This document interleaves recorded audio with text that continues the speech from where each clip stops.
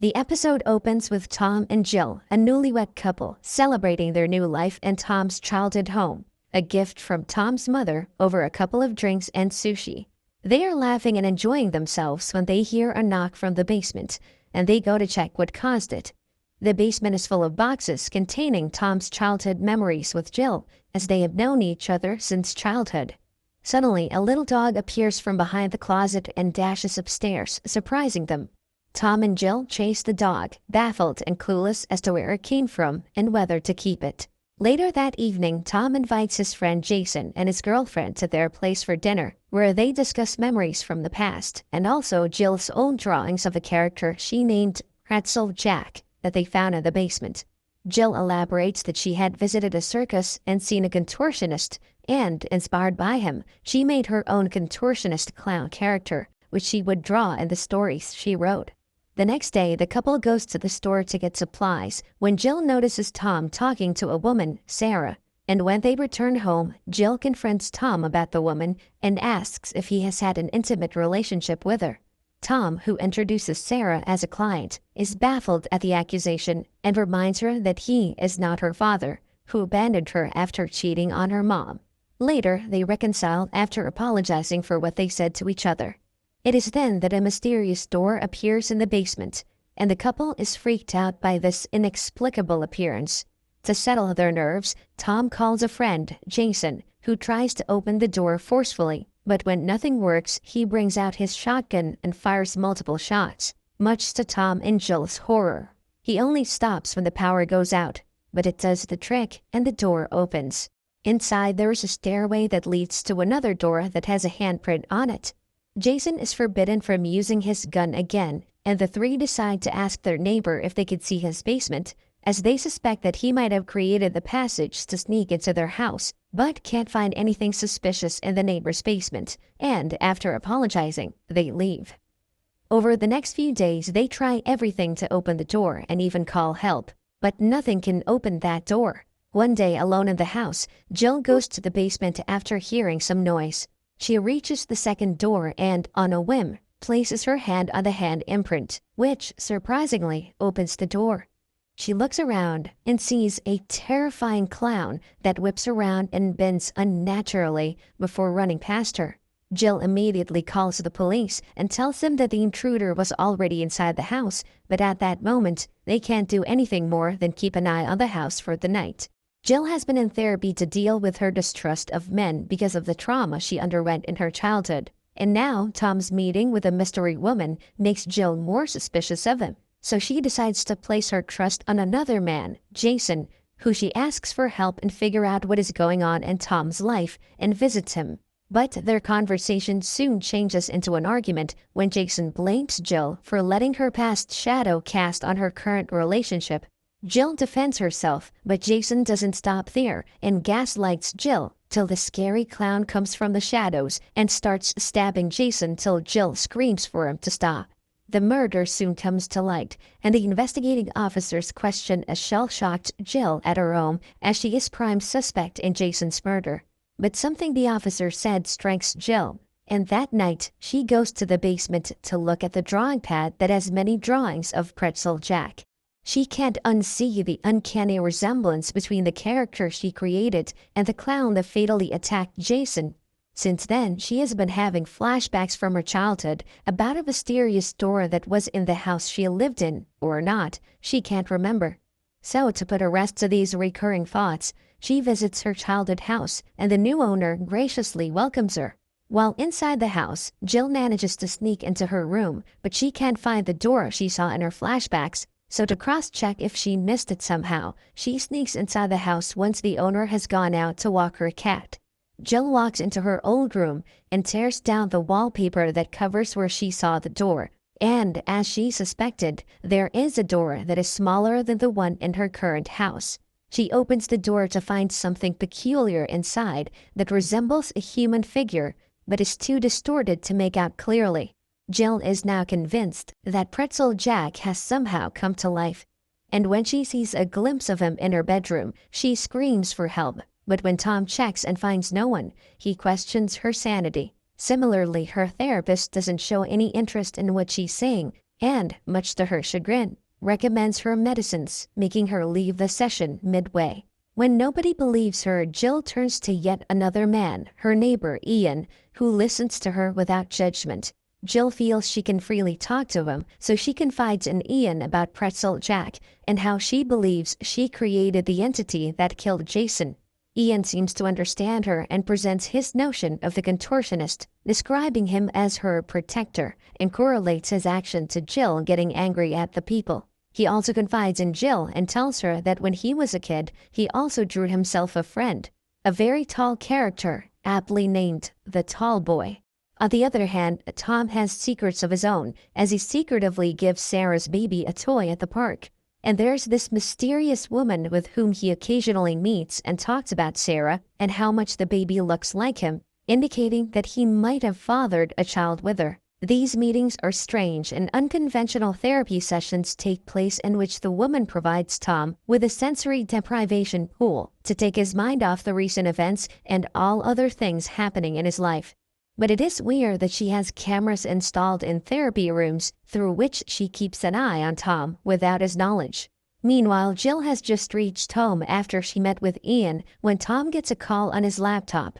Jill decides to take it since he's not home and is shocked to hear a child crying from the background and Sarah warning Tom not to come anywhere near her family again or she will call the cops on him. A furious Jill cannot believe her suspicions are coming true. All this while when she was made to feel she is in the wrong. Back at the anonymous woman's maze-like house, Pretzel Jack appears after Jill fails to control her anger and badly injures the woman, who tries to shoot him, but to no avail. He then makes his way to Tom, attacking him with a knife and trying to drown him. Tom fights back but gets stabbed in his chest while tackling the contortionist.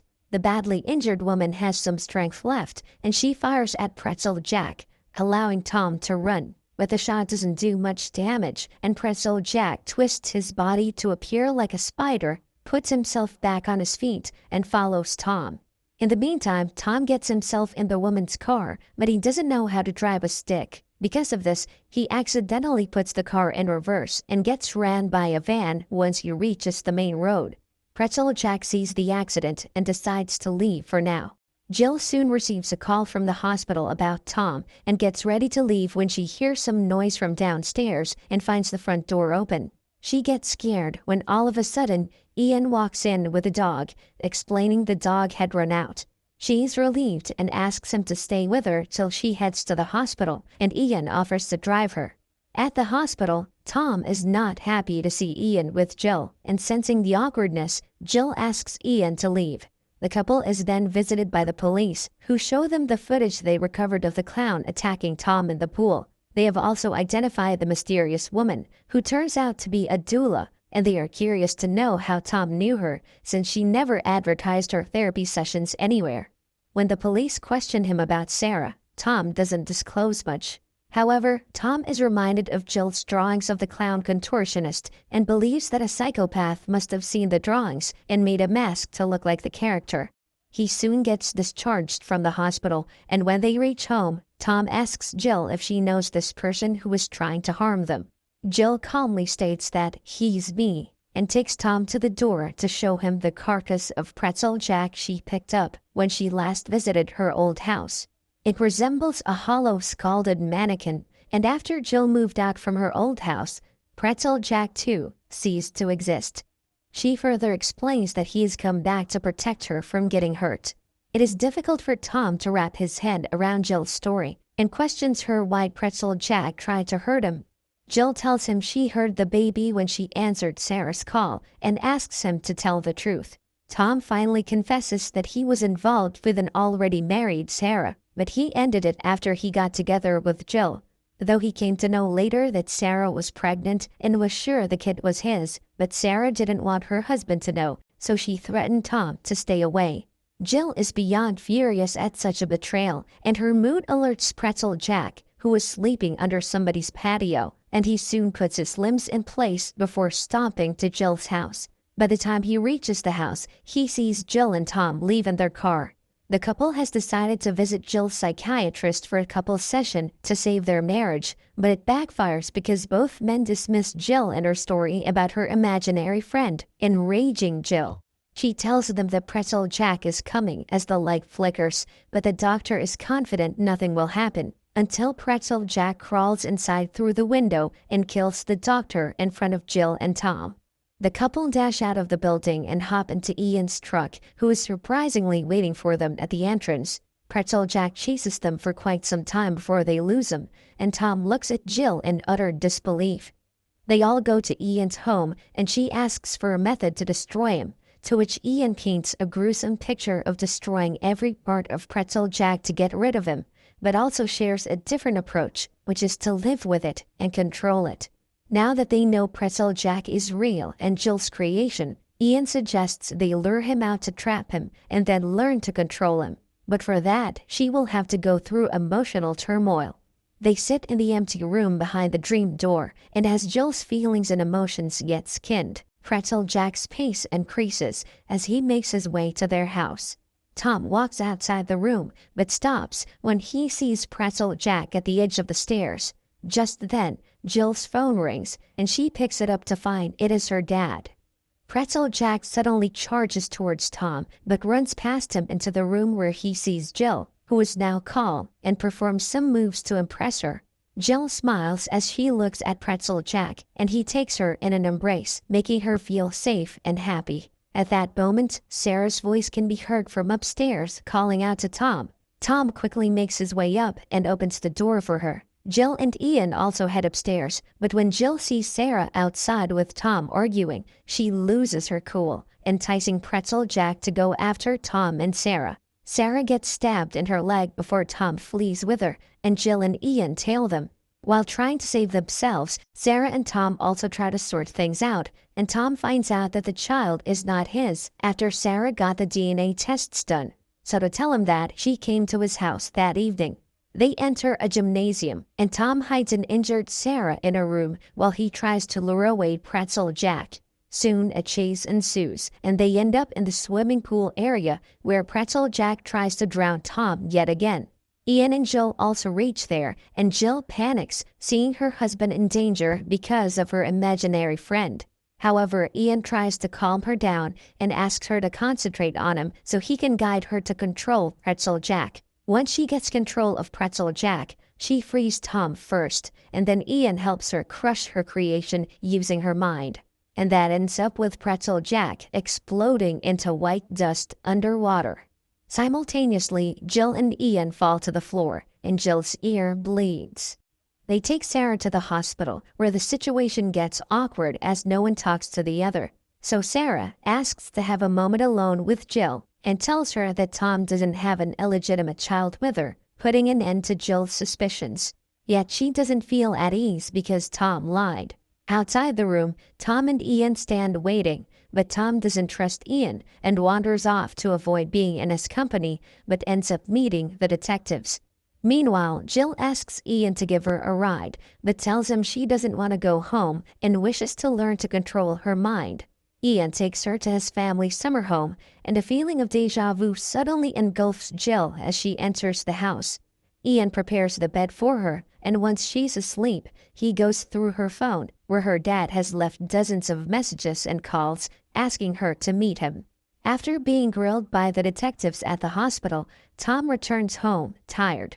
He calls for Jill, but when no one answers, he reaches out for his phone and finds a message from Jill's dad, Bill, who sounds panicked, and asks Tom to tell Jill to meet him as soon as possible, as he has something very important to share about his family. The scene then shifts to a motel, where Bill is drinking. When he hears a knock at his door, he rushes to find it is Ian, who addresses him as Dad, indicating Jill is his half-sister.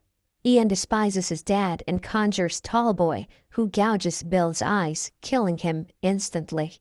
Moments later, Tom reaches the address Bill had mentioned in his voicemail and sees Ian leaving the same motel. Tom goes into the motel looking for Bill, but the room Bill had mentioned is empty, as if he was never there. The next day, Ian starts training Jill and reveals he created her dog, which astonishes her. After finding her phone smashed, She can't shake an inexplicable feeling and steps out of the house for some fresh air. Unbeknownst to her, Tallboy is keeping a vigil on her. Once back inside, she hears rustling from within a closet. She opens it to find a stuffed dog toy that looks exactly like she had when she was a little girl. Fear grips her immediately as she realizes something is very wrong, but she composes herself before Ian and says she needs to go home. Back at the house, Tom spots his dog's twin that takes him into Ian's home, and after finding no one's home, Tom snoops in to find Jill's pictures and proof that reveals Ian is Jill's half-brother. Ian and Jill return home and find Tom inside the house with all the pictures, and he confronts Ian about it.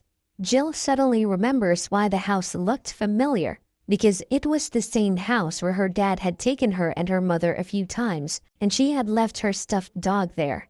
She puts the pieces together and is furious that he lied to her, but Ian wants her to understand he did everything for her and takes them to show Bill's corpse in his garage, but it is half chewed by hungry dogs that are Ian's creation. Horrified by what she has just witnessed, Jill steps back and yells at Ian to stay away from her and calls the cops. The cops and the detectives soon arrive, and Ian confesses to killing his dad and also takes the blame for Jason's killing. He further states that he needed the condo he lives in to be near Jill, so he put the house owners to rest. He is arrested and taken away by 2 detectives, and as he is being transported, they get stuck behind a school bus and wait for it to move. Just as they are waiting, Tallboy comes from behind, holding drilling machines, and brutally kills the detectives. Jill and Tom reconcile after the time apart and realize how much they love each other. Tom steps out of the house to see Ian standing on his porch, covered in blood. Tom calls a cop who is at the neighboring crime scene, but to his horror, Ian makes Tallboy slay the cop. Tom tries to run inside, but Ian has already conjured a door behind Tom, through which a red-hooded entity stares back at Tom. Jill calls out to Tom, but he doesn't answer, so she goes out and finds the body of the cop and a message for her, asking her to meet at the ghost neighborhood, written by his blood. In the ghost neighborhood, Tom is seen being dragged by the Tallboy into a building under construction, and he stops near Ian, who has just finished eating to keep up his strength. He confesses that he loves Jill in a pure, uncomplicated way and sees them being connected by the abilities they possess, much to Tom's disgust. But Tom doesn't stay longer to hear his nonsense and makes a run for it as soon as he gets a chance and finds him being pursued by the Tallboy. Meanwhile, Jill arrives at the ghost neighborhood in search of Ian. Unbeknownst to her, the hooded entities are following her, and when the security guard tries to stop her, those entities attack the security guard, stabbing him to death. Jill gets appalled and runs to hide from them, and Tallboy revving his drill nearby. She soon finds Tom, but after he forces himself onto her, she realizes it is not Tom, but Ian's creation with a psyche so he can feel Jill. Upon realizing this, she flees, and Tom's doppelganger chases her till she impales him with a piece of fence. Just as the fake Tom breathes his last, the real Tom comes, and to prove that he's real, he cuts himself with a nail, showing Jill his crimson blood. Jill finally breathes a sigh of relief and hugs Tom. It is the following day, and they step out in the open and soon get chased by Tallboy. They hide in a house where Jill concentrates on conjuring Pretzel Jack while Tom distracts Tallboy. Just as Tallboy is about to attack her, Pretzel Jack appears and an epic showdown between the imaginary friends of the part siblings begins. In no time, Pretzel Jack snatches Tallboy's drill and cuts his hand in half, eliminating him. To put an end to their ordeal, Jill suggests they finish Ian. Ian knows what's coming next, so he runs and uses the last bits of his energy to revive Tallboy. He continues running, and the trio tails him into another abandoned home. Jill finds Ian in a room with dozens of different colored rooms. Ian is not ready to give up on Jill and starts tackling her, which is witnessed by Pretzel Jack. But before he can rescue Jill, he is attacked by the now revived Tallboy, who splits Pretzel Jack's body in half. Soon after, Tom reaches there, and the couple stabs Ian in his heart. Tallboy runs towards them to stop them from hurting his creator, but he accidentally pierces Ian's body with his drill as Jill and Tom jump out of the way. Ian suffers a lot before he dies, making Tallboy and all the doors vanish. Sometime later, we see Jill and Tom are parents to a beautiful baby who has inherited Jill's ability and can conjure entities who can become killers anytime.